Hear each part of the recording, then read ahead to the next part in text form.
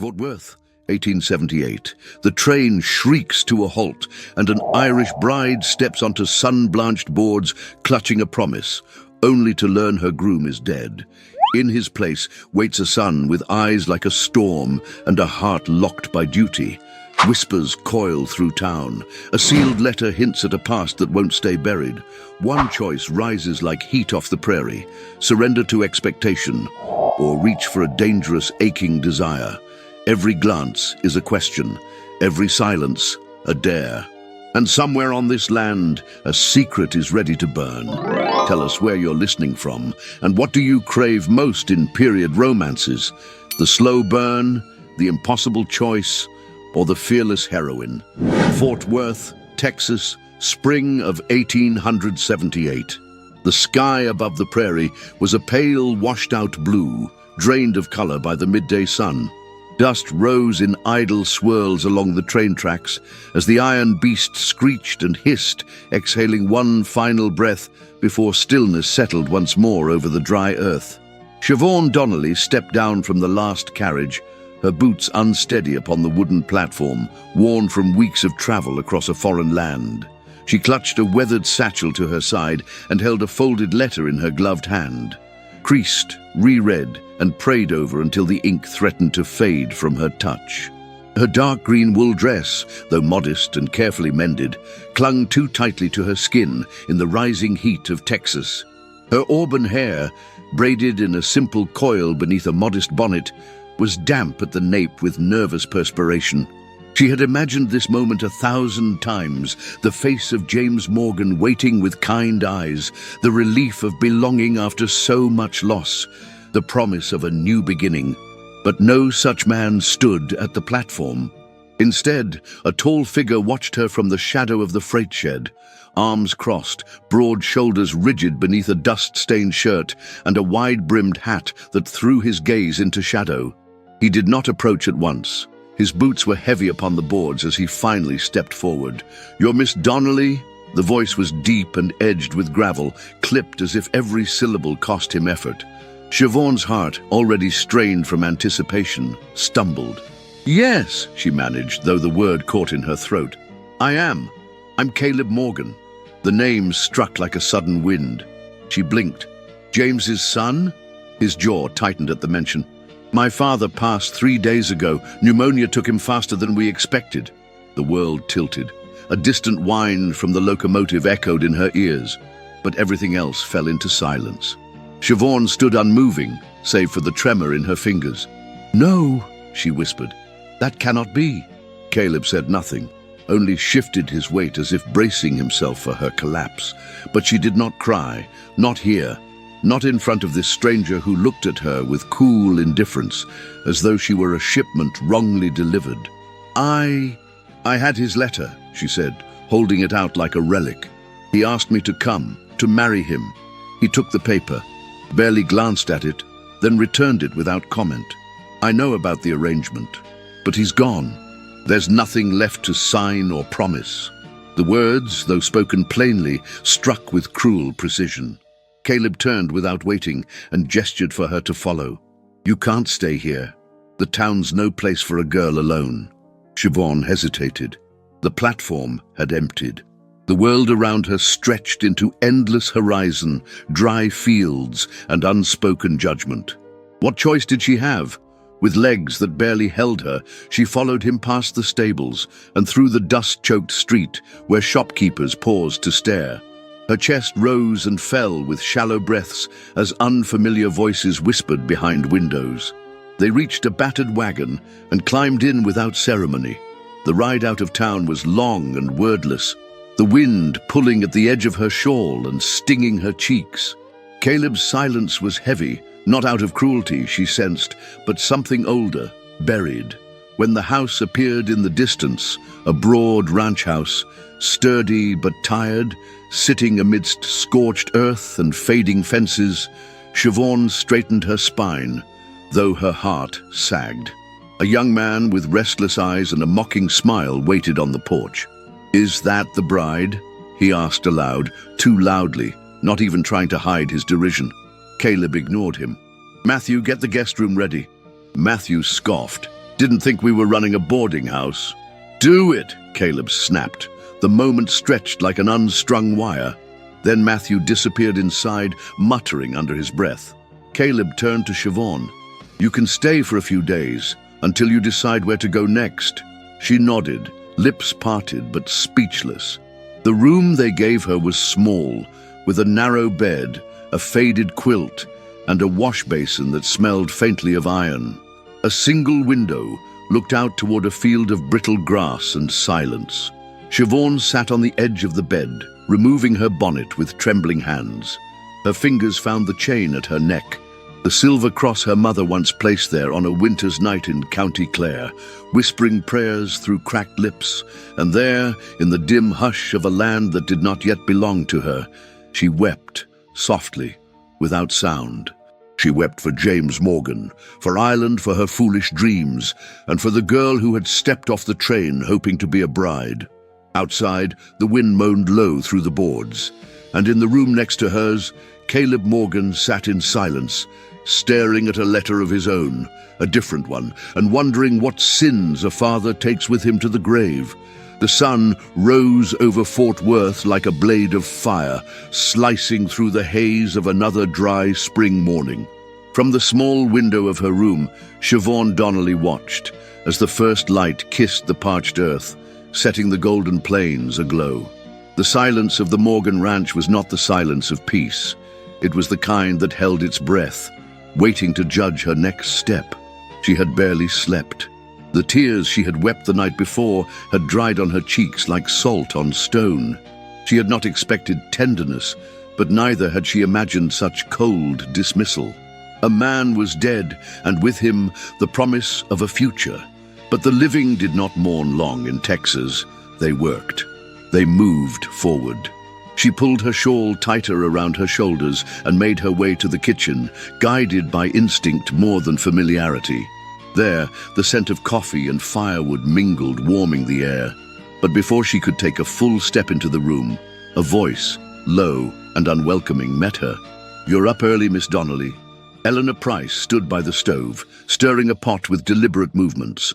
Her dark cotton dress was neat, her apron spotless, but her eyes, sharp as glass, gave nothing away.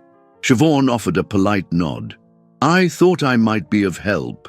Eleanor didn't answer right away. Instead, she ladled the boiling liquid into a ceramic pot, set it aside, and finally turned to face her. "You don't belong here." The words landed with brutal precision. "You're a girl with no husband and no family in a land that doesn't forgive either. This house isn't built for pity, and the town doesn't have much use for scandal." Siobhan's lips parted, but no sound came. Eleanor sighed and wiped her hands on her apron. "You seem like a decent sort. My advice is to leave. Go back to the city. Maybe find work with one of the rail families. Anything's better than the kind of reputation that sticks to a woman who stays where she isn't wanted." "I was promised a life here," Siobhan said, her voice trembling but unyielding. "I crossed an ocean because of that promise." Eleanor looked at her for a long moment, then nodded once, slowly. "Then I hope you find a way to honor it, girl, before others decide what that promise was for you." Before she could reply, heavy boots echoed down the hallway. Caleb Morgan entered the room, tall and unreadable, his hat in his hand and his shirt already dusted with the morning's labor. "I need a word with Miss Donnelly," he said, not unkindly but with a gravity that turned the air to stone. Eleanor gave a final glance toward Siobhan before stepping out, her silence louder than any warning. Caleb motioned toward the table, and Siobhan sat, her hands folded in her lap. "I'll speak plain," he began, standing across from her. "You can't stay here unmarried. Not in this house, not in this town." Her eyes flicked to his, trying to decipher the meaning behind the blunt words. "If you go, you'll be alone. And that's dangerous here. If you stay without title or name, you'll be shamed. And so will this house." "I did not ask for this," she said softly. "No," he admitted, "but it doesn't change what is." She lifted her chin. "Are you suggesting I marry you?" The words were absurd. He was her dead fiancé's son, a man who barely looked her in the eye. "I'm offering what little I can. A roof, a name, protection. And what do you get in return? Silence, order. No whispers about my family, no questions about my father's choices. The room stood still. Only the crackle of the fire and the ticking of a distant clock dared interrupt them. "I'll give you until sundown," he said. "You may decide then." That evening, as the sky burned amber and dusk spilled over the plains, they stood before a traveling preacher in the parlor, surrounded by emptiness. Eleanor was witness. Matthew was nowhere to be found. Siobhan wore the same dress she had arrived in. Caleb wore a clean shirt and a dark vest, his hair combed back but wind-tousled by the time they arrived. The ceremony was brief. No flowers, no music, no kiss. When the preacher asked if she took Caleb Morgan as her husband, Siobhan's voice caught. Then, steady as stone, she answered, "I do." Caleb's answer was equally devoid of sentiment. They signed the registry. The preacher offered a tight nod. And with that, they were bound, not in love nor in joy, but in necessity. That night, as the shadows deepened and stars blinked into life above the silent prairie, Siobhan entered the room that was now hers. A cot had been placed in the corner. Caleb lay upon it, facing the wall, boots off, shirt unbuttoned at the collar. He did not speak. She stood by the window, her back to him, watching the sky, uncertain whether to cry or scream. Marriage had always been a whisper of hope in her childhood dreams, a gentle man, a home of laughter, the promise of something warmer than survival. But what she had entered now was a contract, a cage built from fear and pride. She did not undress. She sat on the edge of the bed, still in her boots, and held her mother's silver cross to her lips. In the days that followed, Siobhan rose before dawn and worked without invitation. She fetched water, scrubbed floors, mended shirts, and baked bread. The ranch hands began to greet her with nods, then quiet ma'ams. Caleb said little, Matthew said less, but his glances were full of judgment. It was not a life of affection, but it was a life of purpose. On the fifth morning, as she swept the porch, Eleanor appeared with a letter in hand. "From Ireland," the woman said, softer than usual. Siobhan's fingers trembled as she opened it. The handwriting was unmistakable. Her younger sister Maura, still only 15, had written with careful ink and clumsy spelling. "Ma'am misses you terribly, but she says your cross is still warm. I look at your shoes by the door and pretend you're just gone to market. We pray for you each night." Tears pricked Siobhan's eyes. "I hope your new home is beautiful. I hope the man you married makes you laugh. I hope you have everything you dreamed of." She folded the letter slowly, pressing it to her chest. No, she did not have what she dreamed, but she had something she never expected to find again. Space to stand, a name to carry, and a land to tame. And for now, that would have to be enough. The wind had shifted by morning, bringing with it the scent of change. The sky above the Morgan Ranch glowed in shades of pewter and pearl, thick with clouds that held their breath like secrets yet to be spoken. Siobhan had grown used to the silence of this place, the kind that lingered between meals, between footsteps in the hallway, between glances exchanged but never explained. It was a silence she no longer feared, but wore like a second skin. Days passed, and she began to move through the routines of ranch life, not as an outsider, but as one who belonged, at least in function, if not in name or sentiment. Her hands, once soft with domestic familiarity, now bore the honest wear of labor. Calluses lined her palms from scrubbing, lifting, stitching. Her skin, fair and fine, had begun to bronze under the Texan sun. Each morning she rose before the first rays of light crept over the fields. She washed, braided her auburn hair tightly beneath her kerchief, and stepped into her boots without complaint. She swept the porches, mended the linens, baked the morning bread, and by mid-morning was often seen feeding the chickens or carrying buckets with silent resolve. Eleanor, ever watchful, had ceased her judgments. The ranch hands, gruff men of few words, had begun to tip their hats in her direction. A quiet respect had taken root, but not all hearts softened. Matthew Morgan had not changed. His eyes still lingered on her with suspicion, his words always edged with spite. He avoided speaking to her unless it was to provoke. And on this day, as storm clouds began to gather above the hills, his temper matched the weather. She was in the parlor, mending one of Caleb's shirts. The stitching had come loose along the cuff. She worked with precision, her hands steady as she pulled the needle through the soft fabric. The house was quiet. Caleb had ridden to the southern fields, and Eleanor was tending to the cellar. Matthew entered without warning, boots loud on the wood floor. He stood by the threshold, arms crossed, watching her. "You've made yourself at home," he said, voice laced with bitterness. Siobhan looked up, calm but wary. "I'm doing what needs to be done," he scoffed. "Of course you are. Just like you planned, I suppose. Come all the way from Ireland, land on our doorstep, and conveniently marry the next Morgan in line." Her needle froze mid-air. "You speak of plans," she said, carefully folding the shirt. "But you know nothing of mine." "I know you're not grieving," he snapped.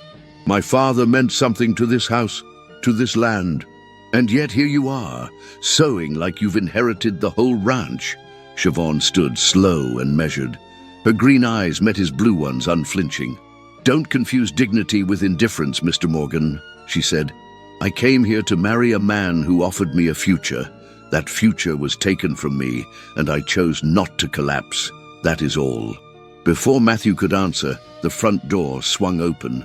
Caleb entered, hat in hand, rain beginning to bead on his shoulders. "What's this?" he asked, his gaze moving from Siobhan to his brother. "Ask your bride," Matthew muttered, brushing past him. Caleb turned to Siobhan, but she had already sat back down, resuming her stitching with quiet grace. "He has no right," Caleb said, his voice low, controlled. Siobhan didn't look up. "He has pain, and no place to put it." Caleb hesitated, watching her, the lines in his face deepening as if something unsaid pressed behind his ribs. Finally, he said, "Don't read too much into what I said to him just now. I only spoke to stop the fight." She nodded, though her jaw tightened. Understood. And still, he lingered. He opened his mouth to speak, then thought better of it, and left her in the silence once more. By afternoon, the storm that had brooded all morning broke with fury. Thunder cracked above the hills, and rain fell in silver sheets across the fields. The cattle, spooked by the wind and scent of lightning, had scattered toward the northern fence. From the porch, Caleb saw it unfolding and moved into action. "I need help!" he shouted over the roar of rain as he saddled his horse. "I'm coming!" Siobhan called back, grabbing her shawl and tying her skirt above her boots. He paused. "This isn't your job." "It is now," she said, already heading toward the barn. Together they rode into the chaos, Caleb on horseback, Siobhan clinging to the saddle of a second mount, her hair soaked and flying loose from its braid. The land groaned beneath them, wet and wild. Lightning flashed like broken glass across the sky. The cattle had broken through part of the fencing, pushing into the brush. Caleb dismounted, pulling his rope, while Siobhan dismounted as well, lifting her skirts as she stepped into the mud without hesitation. Their hands worked in tandem, no words, only instinct. He drove the cattle back toward the fence. She used a stick to guide the stragglers. At one point, she slipped on a patch of mud, nearly falling, but Caleb's hand shot out and caught her by the waist. For one moment, just one, the world stopped. Their eyes met in the downpour. Her chest rose and fell with effort. His breath caught somewhere between fury and awe. His hand lingered at her waist, the touch firm and anchoring. She did not pull away. Then the thunder cracked again, and the cattle cried out, and the moment broke. He helped her regain her footing, and they moved again, side by side, soaked and shivering, until the herd was safe. By the time they returned to the house, their boots were heavy with mud, and their clothes clung like second skin. Eleanor met them with dry towels and hot coffee. Siobhan thanked her quietly and retreated to her room. That night, she lay on her bed, hair brushed and drying slowly over her shoulders. The candle on her nightstand flickered, casting shadows across the wall. She stared at the ceiling, one hand resting over her chest, her thoughts tangled like thread. The way he had touched her, it had not been duty, not convenience. It had been something else, something she did not dare name. She turned toward the window, watching the rain drip down the glass. Somewhere beyond, Caleb was likely lying on his cot, boots off, mind occupied with land, storms, and fences.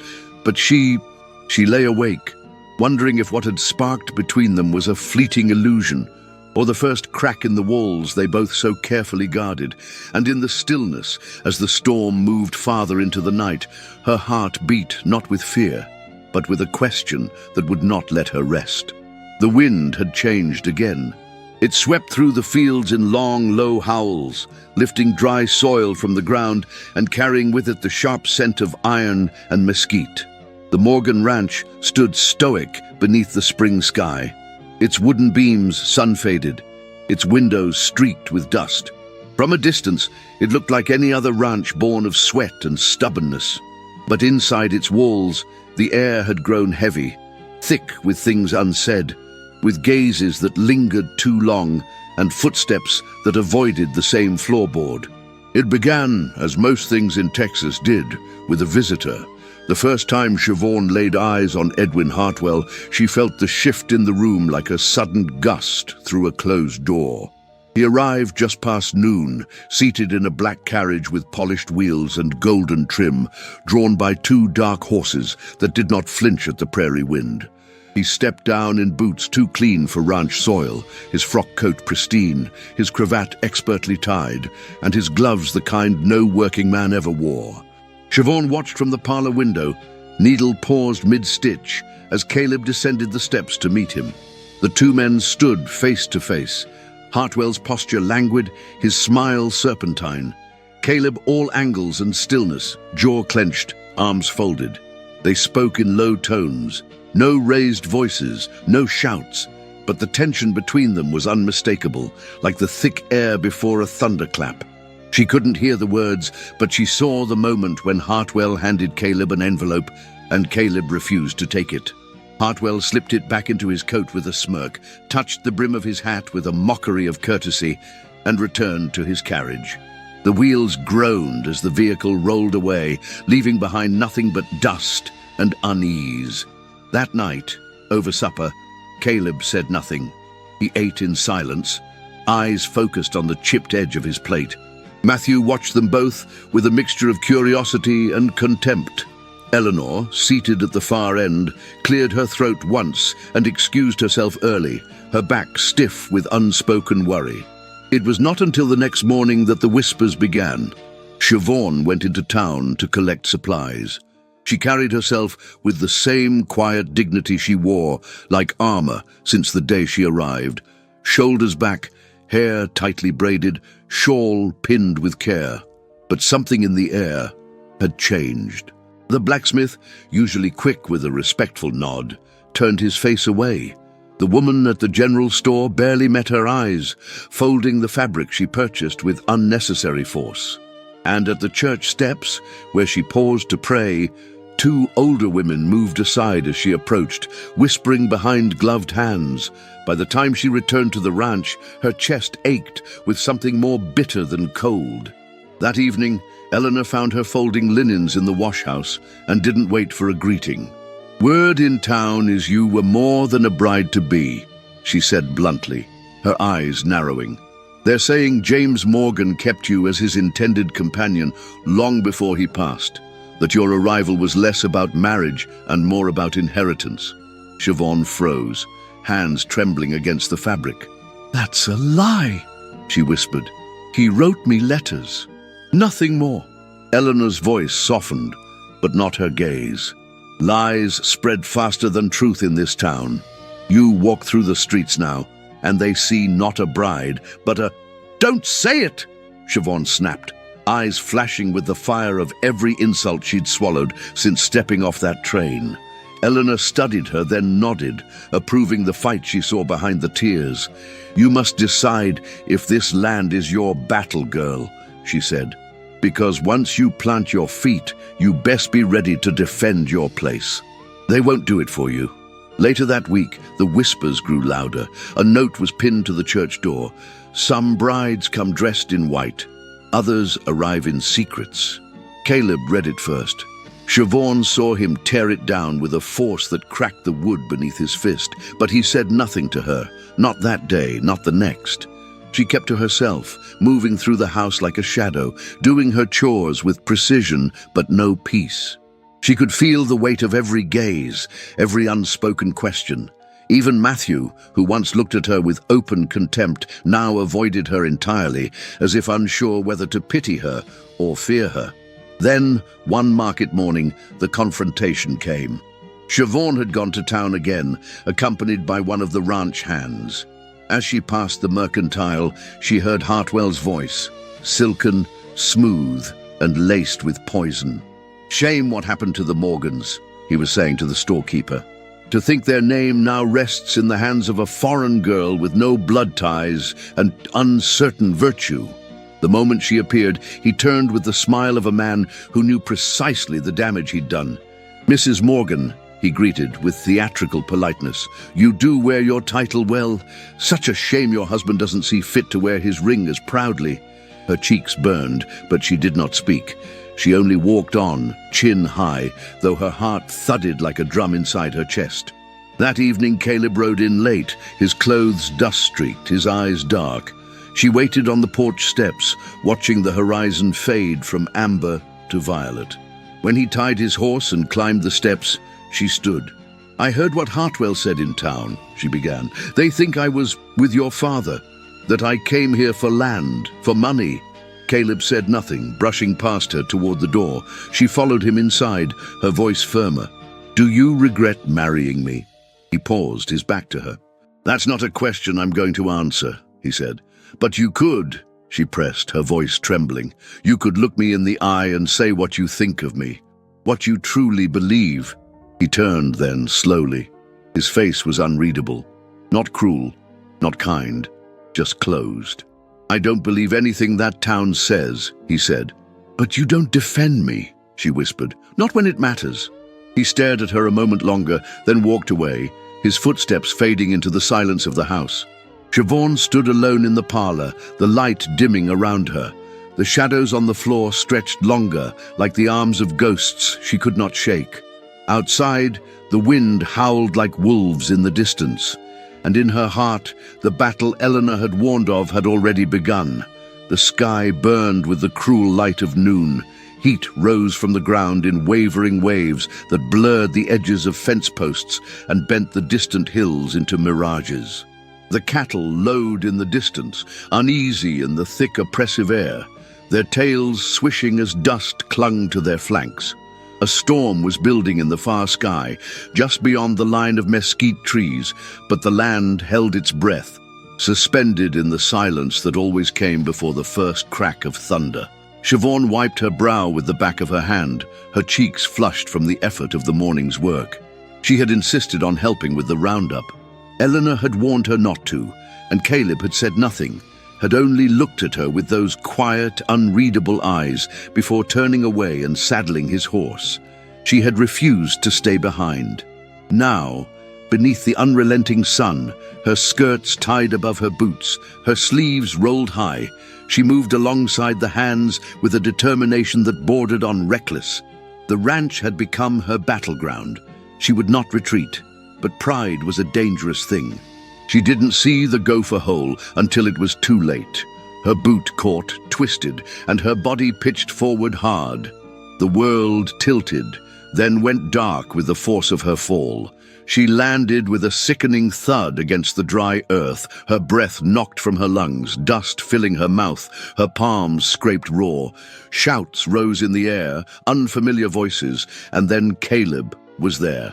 She felt his arms before she saw his face, the strength of them cradling her shoulders, lifting her gently from the ground.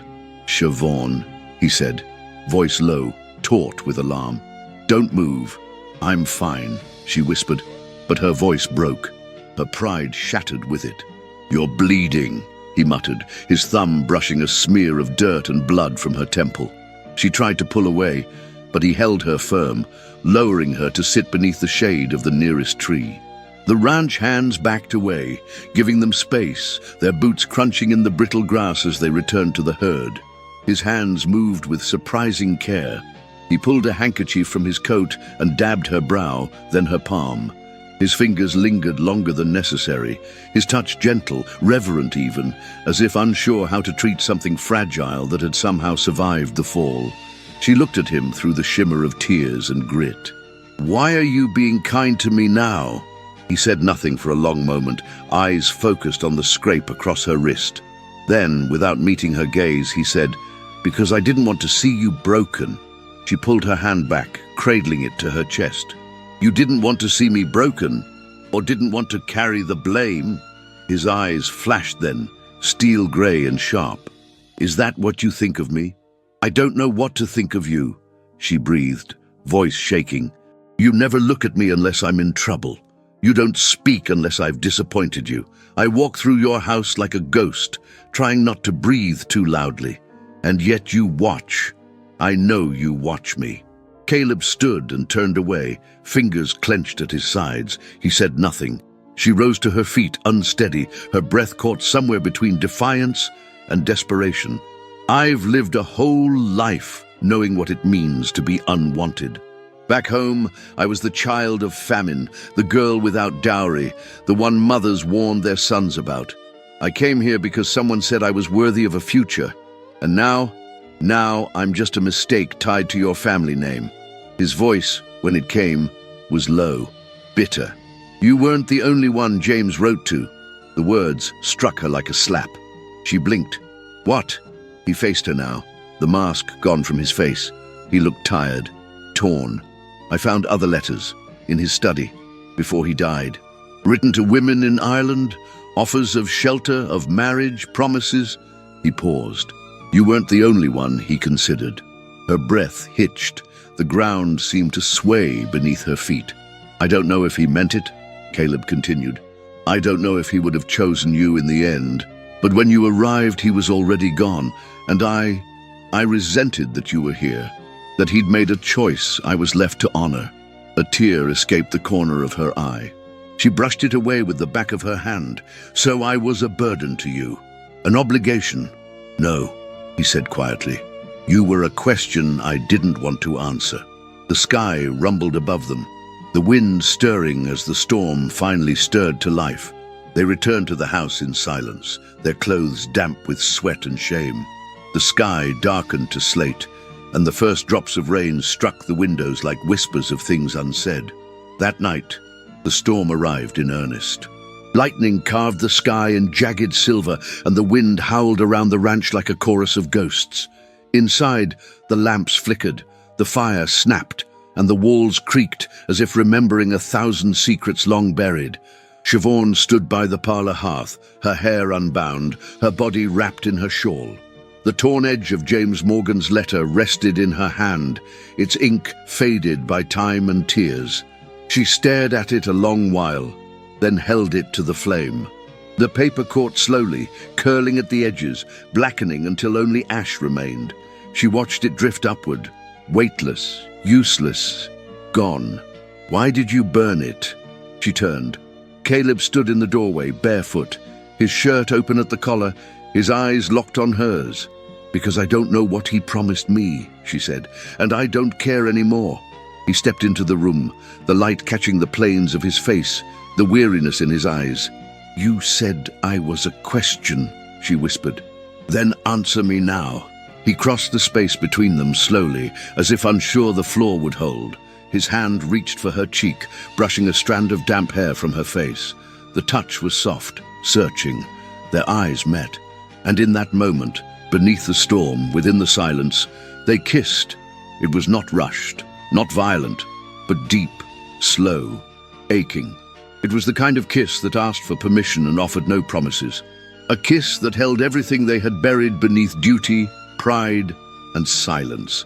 But just as quickly as it had begun, it ended. Caleb pulled back, his hand falling to his side, his breath unsteady. "I'm sorry," he said, voice raw. "I shouldn't have." She said nothing. Her lips still trembled with the echo of his. He left the room without another word, and she remained by the fire, alone, her shawl slipping from her shoulders, her arms folded tightly across her chest. Outside, The rain fell harder, drumming against the roof like 1,000 questions with no answers. The days that followed the storm arrived in quiet fragments, sunlight softened by misted clouds, morning winds that whispered through the trees, and silences that fell not from peace but from all the words too heavy to speak. Siobhan moved through the house as if suspended in time. Her fingers performed their tasks with practiced grace, washing linens, kneading dough, mending the split seams of Caleb's shirts, but her thoughts drifted elsewhere. The kiss still lingered like an ember beneath her skin, but no mention of it passed between them. Not at breakfast, not in the stables, not in the long stretches of tense, shared silence.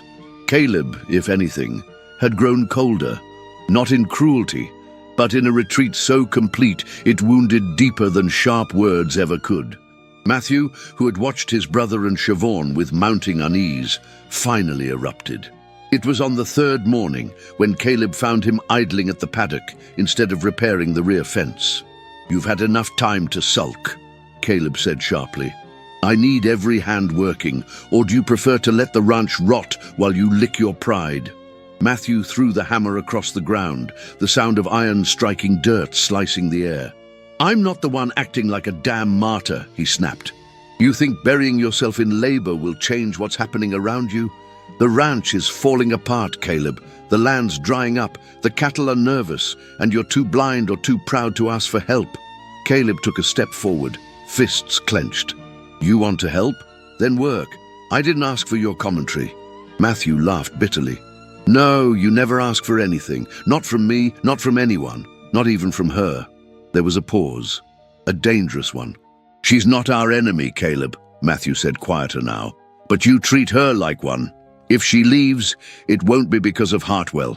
It'll be because of you." Then he turned, mounted his horse, and rode out before Caleb could answer. By sundown, he had not returned. The tension in the house thickened with every hour of Matthew's absence. Eleanor boiled a stew in silence, her eyes darting toward the door at every creak of the wind. Siobhan pressed her hands against the windowsill, watching the horizon with a mixture of dread and guilt. "I shouldn't have come here," she whispered once, barely above breath. "Don't speak nonsense," Eleanor muttered, not looking up from her ladle. But her voice lacked its usual sharpness. Siobhan stepped outside into the twilight, the sky stained lavender and rust, the grass whispering beneath her boots. Caleb stood near the barn, leaning against a post, his arms crossed and his eyes far away. She approached slowly. "He'll come back." Caleb didn't answer. "You think I drove him away?" she said. "No," Caleb replied after a pause. "He left because of me." She waited, but he said nothing more. The distance between them felt like a wound that refused to close. That night, the ranch fell into a strained stillness, and in the darkness of her room, Siobhan reached for ink and paper. "Dear Eleanor, I have tried, with all my might, but I fear I was never meant to belong here, not to this land, not to this family. I arrived with hope. I leave with sorrow." She stared at the half-finished page, her hand frozen. The candle flickered beside her, casting her shadow against the wall. She could not sign it. Not yet. The next morning, disaster struck.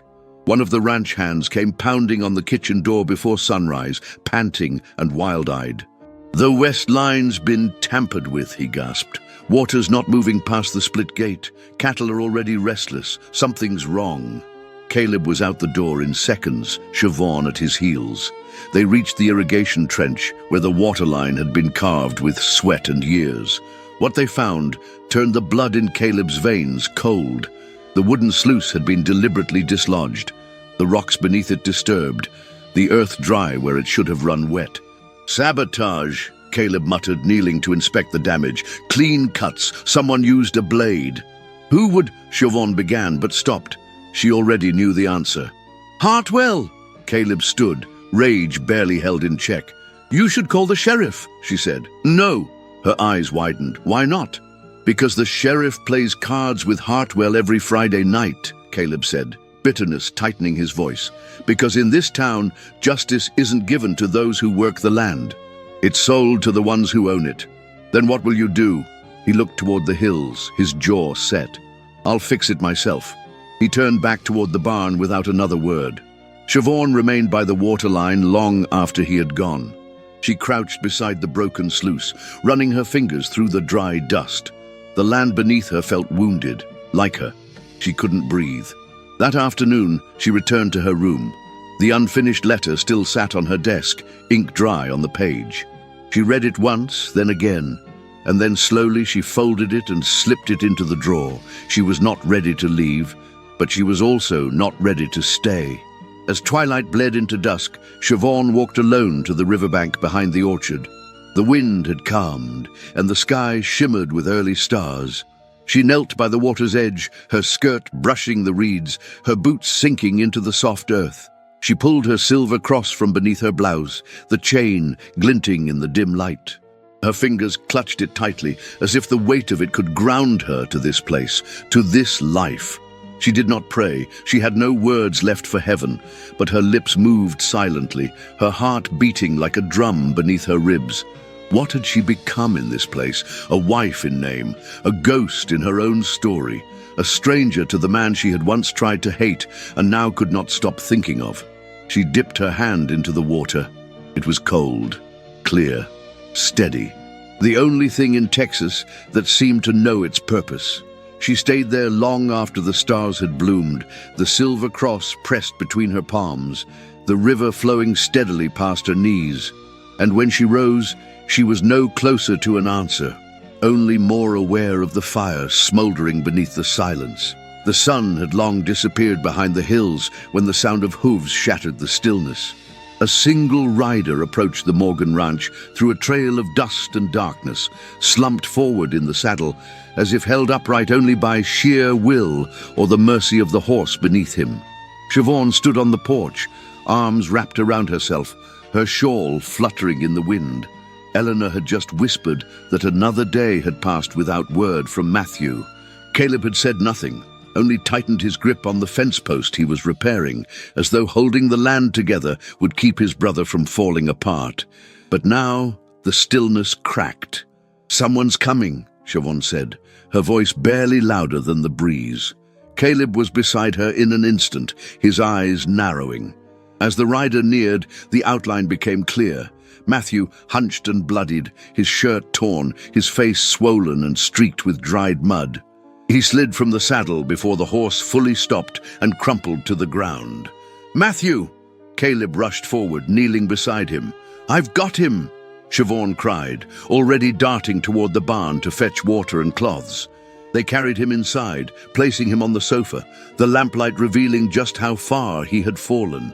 His lip was split, one eye nearly swollen shut, bruises blooming dark and angry across his ribs. He groaned, half-conscious, his breath shallow. "What the hell happened?" Caleb demanded, voice tight with panic, guilt, and disbelief. Matthew coughed, and a small line of blood slipped from the corner of his mouth. "Tried to talk to Hartwell," he rasped. "Tried to make him stop. God help us," Eleanor whispered from the doorway, crossing herself. Caleb stood frozen, jaw clenched. Siobhan knelt at Matthew's side and pressed a wet cloth to his brow, her fingers trembling only slightly. He flinched, then blinked at her through his good eye. "You came back," she said softly. He looked at her for a long moment. Then, with the weight of surrender, he whispered, "You shouldn't care. I treated you like dirt." Siobhan gave a small, pained smile. "Then let me be the first Morgan to treat you like family."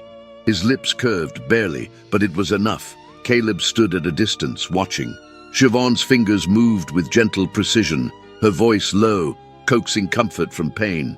In that moment, something in Caleb shifted, something fragile that he had locked behind walls of labor, silence, and duty. He saw her, not as a duty, not as a stranger, but as the soul of the home he didn't know he needed. When Matthew finally fell into a fitful sleep, Eleanor urged Siobhan to rest, but she refused. She remained at his side, changing the cloths, whispering encouragement, praying softly under her breath. Caleb watched her from the threshold, his heart aching with a new and unfamiliar longing. Later that night, when the house had quieted and the fire had burned low, Caleb found her sitting by Matthew's bedside, her hands folded in her lap. "He'll heal," she said without turning. I know, Caleb replied. A long silence stretched between them. He told me something before he passed out, Caleb added, voice heavy. He said Hartwell's planning to claim the land. That if our marriage is questioned, the deed can be contested. Siobhan turned now, her face illuminated by the dying glow of the hearth. He wants to erase me, she said. He wants the ranch, Caleb corrected. No, she said, rising slowly. He wants both, and you're letting him take me piece by piece. Caleb stepped forward, close enough to see the glint of anger in her eyes. I've tried to protect this place with everything I have. But not me, she said, her voice breaking. His silence was confirmation enough. I watched you these past weeks, she continued, her voice rising. I watched you bury every feeling behind your fence posts and cattle counts. I gave you everything I had, Caleb. My work, my silence, my pride. I tried to build something real with you. And I didn't, he shot back. No, she said, her voice trembling but steady. You didn't. You stayed in the prison your father built, and I became another wall. He closed his eyes, breathing deeply, then looked at her with something raw and unguarded. I'm afraid, he admitted. Afraid that if I love you, I'll lose you. That this land will swallow us whole like it swallowed him. Her eyes softened, but she didn't reach for him. I don't want your fear, she said. I want your truth. I want your heart, not your guilt. I love you, he said, the words falling from his lips like water breaking through a dam. I do. I tried not to. God knows I tried. But I look for you in every room. I hear your voice in the wind. I haven't breathed right since you arrived. She took a step back, tears welling in her eyes. Don't love me to save the ranch, she whispered. Love me because you can't breathe without me. Caleb stood frozen, his hands hanging uselessly at his sides, his soul laid bare. Siobhan turned, walked to the hallway, and stopped at the threshold. She looked back once, her face a mirror of pain and longing. Then she disappeared into the shadows, and Caleb was left in the silence, the fire flickering low, the weight of love finally known, but not yet held. The morning air was cold, sharper than it should have been for spring. A thin fog crept low across the prairie, curling around the hooves of horses, tied outside the small town hall like breathless ghosts waiting for judgment. Fort Worth had awakened early that day, stirred by the scent of scandal and the promise of spectacle. Farmers, merchants, church ladies, widows, and opportunists alike pressed through the double doors of the hearing room, their eyes hungry for disgrace and their lips already wet with rumors. Inside, the wood-paneled chamber reeked of heat and sweat, despite the early hour. The windows had been propped open, but no breeze dared enter. Siobhan sat in the front row, her hands folded tightly in her lap. She wore her best dress, a faded blue calico that had once belonged to Eleanor's late daughter. Her hair was pinned with care, her chin high, but her heart trembled inside her chest like a bird trapped in a cage. Caleb stood behind her, tall and silent, his presence like a wall shielding her from every whispered accusation. He had said little that morning, only offered her a nod and a brief, steady touch to her shoulder before they entered the room. But that single gesture carried more weight than words could have borne. On the opposite side of the room, Edwin Hartwell sat in polished black, his hands gloved, his face smooth with confidence. To his right, a lawyer from Abilene, a man with slicked-back hair and a voice like oil, laid out neat folders and cleared his throat with theatrical importance. The judge, a weary man with thinning hair and ink-stained fingers, called the room to order. "Mr. Hartwell," he began, "you've submitted a challenge to the legitimacy of Mr. and Mrs. Morgan's marriage and their legal claim to the Morgan Ranch. On what basis?" Hartwell stood slowly, removing his gloves with delicate care. "The woman who calls herself Mrs. Morgan," he said, each syllable deliberate, "arrived in Texas under dubious circumstances. My sources confirm that Mr. James Morgan corresponded with multiple women abroad. There is evidence to suggest that this particular woman, Miss Donnelly, as she was then known, was more than a correspondent. She was his mistress. perhaps even pregnant at one time. Gasps rippled through the room like waves hitting a dock. Siobhan sat motionless, Caleb's jaw flexed, his hands curling into fists. Hartwell continued, his voice steady. If their marriage was a cover for impropriety, if it was founded on deception, then the land under Texas law may revert to public claim or to its nearest eligible buyer. He returned to his seat, smug in the silence he'd manufactured. The judge looked toward Caleb. You've been accused of marrying this woman to retain control of your father's property. How do you respond? Before Caleb could rise, the lawyer from Abilene stepped forward, holding a single envelope between two fingers. We present this letter as evidence, he said, allegedly written by James Morgan to another woman in County Mayo, Ireland. The wording strongly implies romantic intentions and contradicts the claim that Miss Donnelly was the sole recipient of his affections. He handed it to the judge. Murmurs began again. Eleanor stood, her voice cut cleanly through the room. That letter is forged. The judge raised a brow.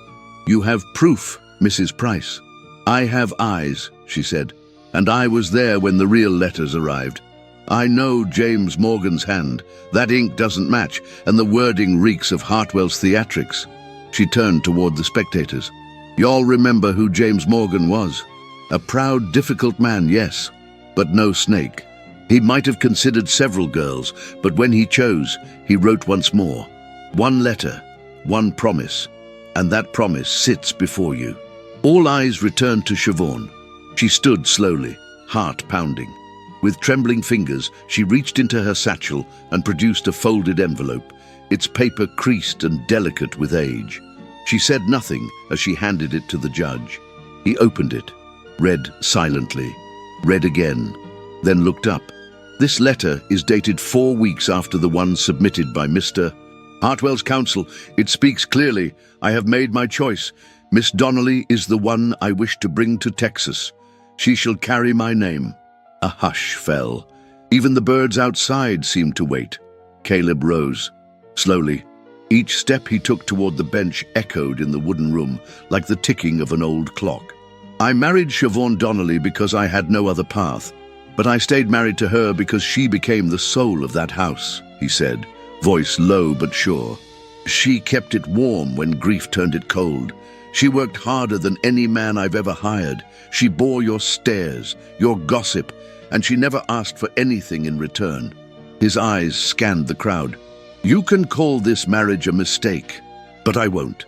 Because every morning I wake up and she's there, I remember what it means to fight for something good. Then he turned to the judge. I ask that you see through the mud, and that you let us live our lives without the weight of someone else's lies. There was silence, long and still. The judge cleared his throat. The court recognizes the validity of the marriage.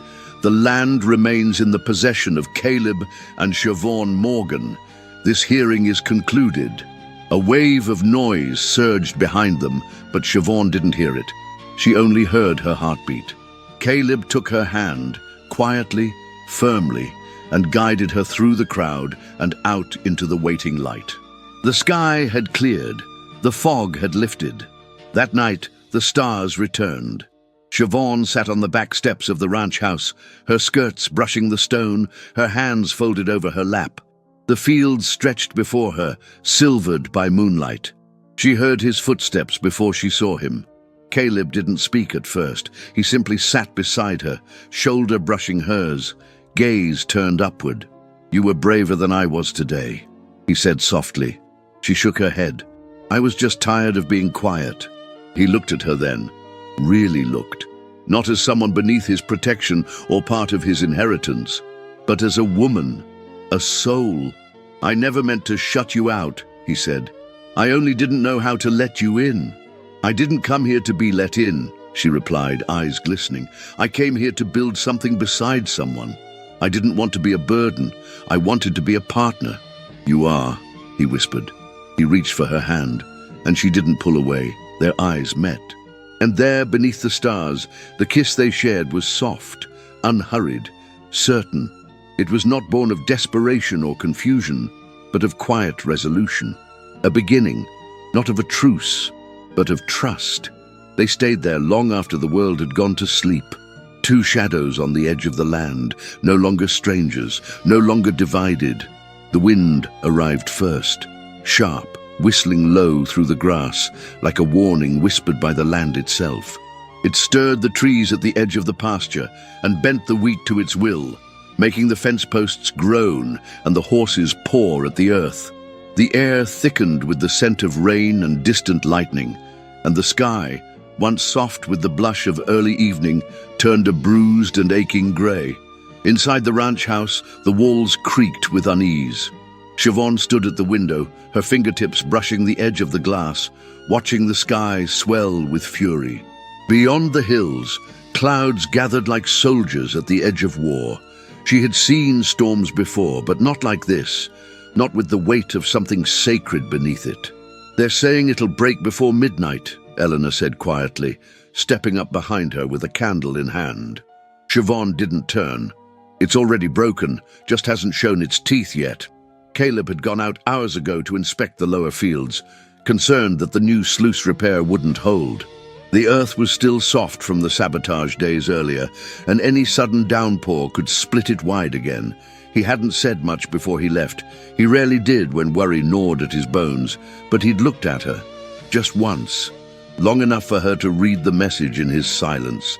If something happens, stay. She had no intention of obeying that tonight. The first crack of thunder came just after sundown, loud enough to rattle the windows in their panes. Rain followed in a deluge, striking the roof like 1,000 nails, the wind howling down the chimney. Eleanor began gathering candles and calling for the ranch hands to secure the barn. Then came the pounding at the door. A young ranch hand, soaked, shivering, stumbled into the kitchen. "The cattle, north pasture, they're trapped," he gasped, panting. "Water rose too fast. Mr. Morgan's out there now trying to lead them up the slope, but he can't do it alone." Before anyone could speak, Siobhan was already reaching for her boots. Her hands moved with purpose, tying her skirts high around her knees, securing her cloak tight against her shoulders. "Don't be foolish," Eleanor said, blocking the doorway. "I won't wait in this house while he drowns, trying to save what your men call ours," Siobhan said, her voice firm but not cruel. "I've waited enough in this life. If this land is mine, it will know my feet tonight." Eleanor didn't argue again. The rain was merciless, stinging against Siobhan's face as she mounted her mare and galloped into the darkness. The sky split open above her with flashes of silver, illuminating the ranch in brief, otherworldly glimpses. The mud beneath her churned and sucked at the hooves, but she pressed forward, heart hammering against her ribs, breath coming in gasps that tasted of smoke and earth and fear. She found him at the river's bend, waist-deep in water, his shirt plastered to his back, shouting commands at the frightened cattle as he tried to guide them toward the higher ground. His hat was gone, his hair soaked and wild, his voice hoarse from effort. He turned at the sound of her arrival. "You shouldn't be here," he yelled over the roar. "You shouldn't be alone," she shouted back, sliding off her horse into the rising current. Her boots disappeared beneath the mud with each step, but she moved toward him unflinching. Together, side by side, they began to push the cattle from the flooding trough. Caleb moved with brute strength, cracking his whip through the air. Siobhan moved with instinct and urgency, waving her arms, whistling low, guiding stragglers toward the slope. The rain was deafening, blinding, mud slid beneath them, the river foamed like a beast made of teeth. Siobhan reached for a calf caught in a low bend, its legs trapped between two fallen branches. As she tugged, the branch gave way, and the current pulled her under. The water was cold, deeper than it had seemed. The silver chain around her neck snapped from her throat, lost to the current. Her lungs burned as panic surged. Then a hand gripped hers, strong, sure, pulling her up, dragging her toward the bank. She gasped, coughed, spat out water and mud as Caleb cradled her, his arms wrapped around her like anchors. "Are you hurt?" he demanded, his voice frantic. "No," she coughed. "But my cross, it's gone." He looked at her, his hand touching the hollow where it had rested. "You'll find another," he said, or none at all. You don't need a symbol to know who you are anymore." She stared at him, rain washing the dirt from her cheeks. They rose together and returned to the herd, soaked to the bone, battered but unbroken. The cattle began to move, driven by the force of two hearts refusing to surrender. They pushed the animals up the slope, past the old oak tree, towards safety. By the time they returned to the ranch, dawn was breaking over the hills, a pale light casting gold across the drenched fields. The storm had passed, leaving behind a landscape scrubbed clean and glistening with promise. The ranch hands, watching from the fences, offered silent nods, not of sympathy but of respect. Caleb dismounted first and walked toward Siobhan as she slid from her saddle, her legs trembling from the night's work. He reached for her hand. She let him take it. They stood there, mud clinging to their boots, their breath rising in mist between them. "You're no stranger now," he said quietly. "You're the heart of this place." She looked up at him, and in his eyes she saw it, not pity, not obligation, but truth. In the wreckage of the storm, she had found the thing she had chased across an ocean, not a husband, not even a home, but a place. And in that place, her heart finally knew what it meant to stay. The morning after the storm broke bright and still. The earth, soaked but standing, exhaled mist into the dawn air, and every blade of grass glistened like glass. Birds returned to the trees as if nothing had shattered the world just hours before. But inside Siobhan, something had shifted forever. She rose before the sun, dressed in silence, and walked the pasture alone. The land no longer whispered questions. It answered them. Later that afternoon, with the ranch in quiet recovery, Caleb handed her a cloth bundle. Inside lay the remnants of her silver cross, bent, dulled by river water but still intact. "I found it wedged between two rocks by the fence," he said softly, eyes fixed on the horizon. "Didn't think it'd matter to you now." She looked down at the token, then at his face. "It does," she murmured, "but not for the reasons it used to." The moment passed without a kiss, without an embrace, yet the air between them pulsed with understanding. There would be time for softness later, but that time would not come before fire. It started just past midnight. The scent of smoke reached the house first, sharp, acrid, unnatural. Siobhan sat bolt upright in bed, already moving before she registered what was wrong. Caleb was gone from the cot. Outside, shouts cracked through the still night like gunfire.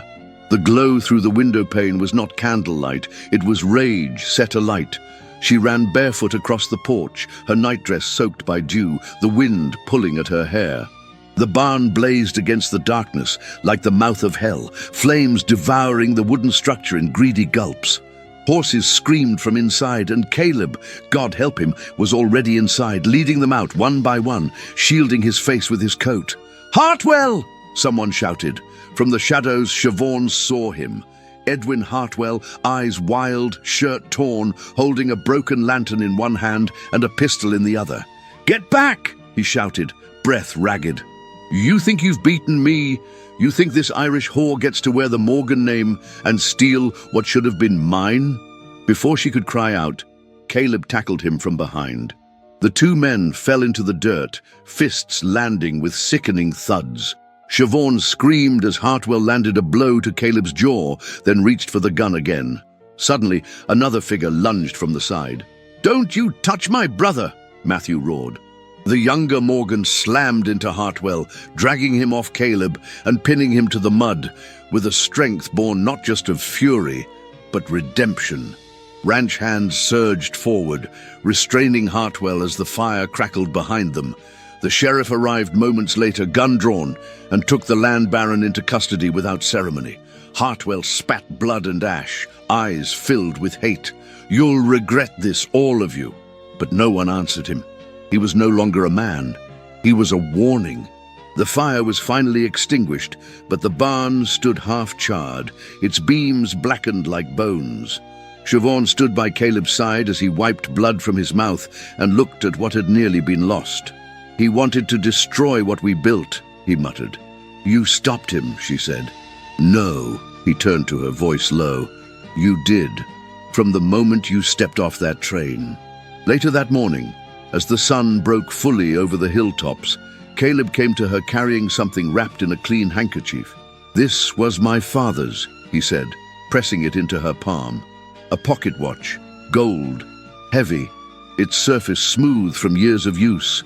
She traced the engraved initials, JM. "He left me the land," Caleb said, voice rough. "But you gave me a reason to build something real." She opened the watch. Inside, there was no time, just space enough for something new to begin. That Sunday, under a sky washed clean by fire and rain, the church doors opened to a different kind of silence. Not judgmental, expectant. Siobhan entered on Matthew's arm, at his insistence. Her dress was modest but freshly sewn, the pale blue cotton catching light as she walked. Eleanor sat in the front pew, a handkerchief pressed to her eyes, lips curved in the faintest smile. Caleb stood at the altar with both hands clasped in front of him, wearing his father's coat, cleaned and repaired. His eyes never left hers, not as she approached, not as the vows were spoken, not as her voice trembled saying yes, not to duty, but to love. No one in the congregation protested, no one whispered. The only sound was the hush of breath as two hands joined and two stories became one. They did not kiss at the altar. That was not their way. But in the barn that evening, rebuilt hastily, lit with lanterns hung from the rafters, they danced. The townsfolk, once cold and wary, came in pairs and small families. Music filled the air, lilting and sweet, carried by fiddle and guitar. Children ran barefoot across the hay-scattered floor. Laughter echoed in corners, long since silenced by grief. Caleb and Siobhan moved together in slow circles, her head resting against his chest, his arms gentle around her waist. He whispered nothing. He didn't need to. Eleanor approached from the side, her cane tapping the wood. She leaned close to Siobhan and murmured, "Now you're truly one of us, girl." Siobhan looked up, eyes bright, smile soft. Not because of a wedding, not because of a name, but because she belonged. The land had tested her, the people had doubted her, love had evaded her. But in the end, it wasn't about earning a place, it was about claiming it. As the music swelled and the lanterns flickered like stars above their heads, Siobhan knew this was no longer a marriage of survival. This was home. The summer of 1886 arrived with a gentler wind than most years, brushing through the tall grasses of the Morgan Ranch like a whispered memory. The oak trees had grown broader, their roots deeper, and the rebuilt barn stood tall and proud, as if fire had never touched it. Time had softened the land, and with it, the people who called it home. On the porch of the main house, Siobhan Morgan stood with a baby in her arms, her third. The infant's breath was warm against her collarbone, his small hand clutching the edge of her shawl. At her feet, a 7-year-old boy named James chased chickens with muddy boots, and beside the corral, a girl of 5 braided flowers into a lasso while reciting her alphabet in a thick, determined Irish accent. She smiled. Inside, the house buzzed with preparations. Eleanor, now moving more slowly, directed the kitchen staff with the same sharp tongue and sharper instincts she always had. Her hair had turned fully white, but her mind remained as fierce as ever. Occasionally, she paused and watched Siobhan from the window, her eyes damp but proud. The church bells rang in the distance, 3 soft chimes to signal Sunday. Caleb approached from the stables, dust on his sleeves and the faintest limp in his left leg, an old wound from a cattle stampede 2 springs prior. His face was lined with sun and time, but when he looked at Siobhan, he was the same man who once carried her from a flood, the same man who once said she was the heart of the land. Only now, she truly was. He kissed her cheek and took the baby from her arms. "He's got your stubborn brow," he teased, looking into the infant's slate blue eyes. "No," Siobhan replied, brushing straw from his hair. "That's all, Morgan." They had built everything from nothing, not just fences and homes, but trust. The town that once shunned her now called her Mrs. Morgan with genuine warmth. She served on the church board. She taught girls to read and write. She delivered 2 babies in the town herself when the midwife fell ill. Respect had been hard-earned, and it had endured. As for Matthew, he ran his own section of the land now, married to a local school teacher named Ruth. He had changed the most, still rough around the edges, still prone to grumbling, but softened by fatherhood and loss. A year after the fire, he had buried a friend who hadn't made peace with the past. That changed him. That gave him reason to fight for more than pride. And Hartwell. Hartwell rotted in a prison cell 3 counties away, stripped of title, land and legacy. Word had it he paced day and night, still cursing the Irish girl who took it all from him. But in truth, it wasn't Siobhan who had undone him. It was his own inability to love anything that didn't serve him. Siobhan visited his property once, years later. Weeds choked the veranda, shutters hung loose, a ruin pretending to be a home. She never returned. In contrast, the Morgan Ranch thrived. Not because of wealth, though it was comfortable now, but because of roots, real ones. As the morning light grew golden, the family dressed for church. Caleb buttoned the collar of James's shirt while Siobhan helped their daughter into her boots. The baby, now awake and hungry, wailed until he was placed in Eleanor's arms, where he promptly fell silent. She smirked. "Told you," she said. They walked to the chapel as they always did, hand in hand, the children running ahead. Siobhan's skirts brushed the earth, her heart full. Around them the town had changed. There were more children, more fences, more women reading books on porches, and more men asking for their wives' opinions in public. Slow progress, but progress nonetheless. Inside the church, sunlight streamed through the windows, casting a soft glow over the pews. Siobhan sat beside Caleb, their children between them, her hand resting lightly over his. As the sermon began, she looked around, not just at what had become, but at what had been. The train ride from Dublin, the letter in her apron, the silent vows exchanged beneath a shroud of sorrow, the storm, the fire, the kiss, all of it lived inside her, not as wounds, but as pillars. After the service, a young girl approached Siobhan shyly, holding out a folded paper. "My mama says you helped her when nobody else would," the child said. "She says I should grow up to be brave like you." Siobhan knelt and looked the girl in the eye. "No," she said gently, "grow up braver." The girl smiled and ran off. Siobhan stood slowly, watching her go. That night, after the lanterns were lit and the supper cleared, she stood once more on the porch, wrapped in Caleb's arms. The stars above them shone over the land, like old friends. "What are you thinking?" he whispered into her hair. "That time doesn't take everything," she murmured. "Some things, some loves, outlive even the dust."